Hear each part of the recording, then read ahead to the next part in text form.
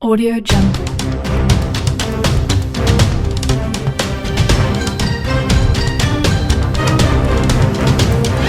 Audio Jungle.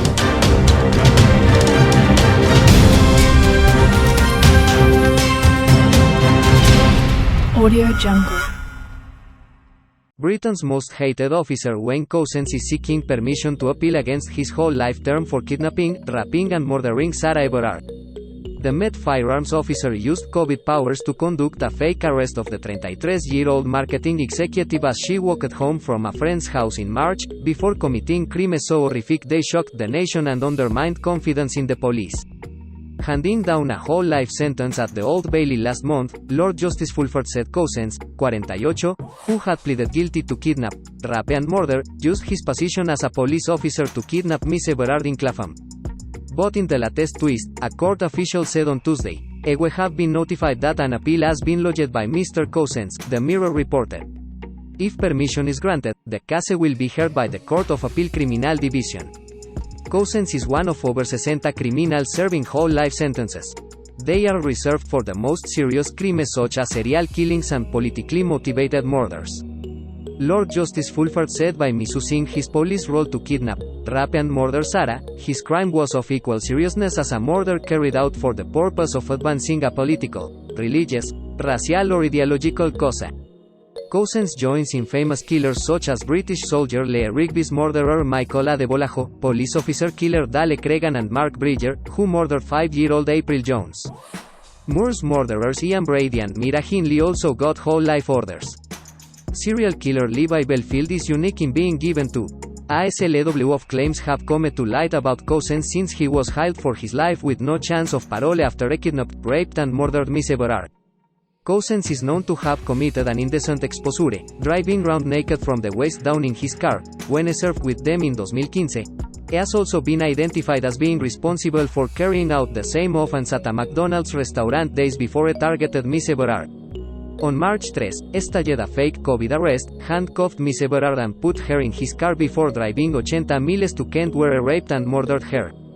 Days later, he burned her body and left it in woods near Landeon. The Met has faced a wave of criticism over missed opportunities to expose Couzens as a sexual predator before he went on to murder Miss Everard. It emerged the 48-year-old was known as the rapist by STAFF at the Civil Nuclear Constabulary because he made female colleagues feel so uncomfortable. He had been accused of indecent exposure in Kent in 2015 and in London in the days before Miss Everard's murder, but was allowed to continue working. Priti Patel has announced there will be an independent inquiry into the systematic failures that allowed Wayne Couzens to serve as a Met police officer. The Home Secretary said that recent tragic events have exposed unimaginable failures in policing. She said that the public have a right to know why Couzens was able to be employed by the Metropolitan Police. Addressing the Conservative Party conference in Manchester, Ms. Patel said, "Can confirm today. There will be an inquiry, to give the independent oversight needed, to ensure something like this can never happen again. The inquiry will look at Couzens' career in the Metropolitan Police and determine if red flags were missed to identify him as a threat. The probe is likely to be viewed as a warning shot at Met Chief Cressida Dick, who has faced calls to quit following the murder of Miss Everard. The inquiry will be split into two parts, with the first examining Couzens' previous behavior. It will seek to establish a definitive account of his conduct leading up to his conviction, as well as any opportunities missed. The second part of the probe will look at the specific issues raised by the first part of the inquiry. That could include examining wider issues across policing, including vetting practices, discipline and workplace behavior. Ms. Patel will also write to the Independent Police Inspectorate HMICFRS to commission a thematic inspection of vetting and counter-corruption procedures in policing across England and Wales. This will look at how forces detect and deal with misogynistic and predatory behavior. The Home Office said the inquiry will be established on a non-statutory footing but can be converted to a statutory inquiry if required.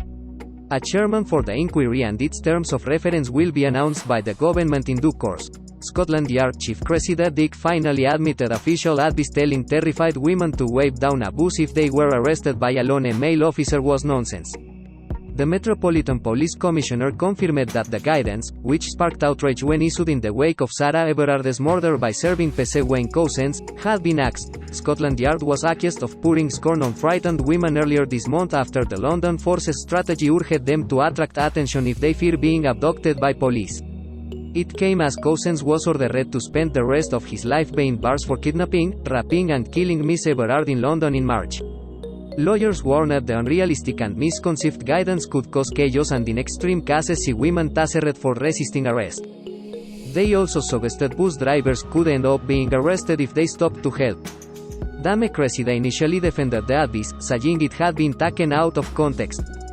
But facing the London Assembly's Police and Crime Committee, she said, "Completely understand why that ended up as the headline.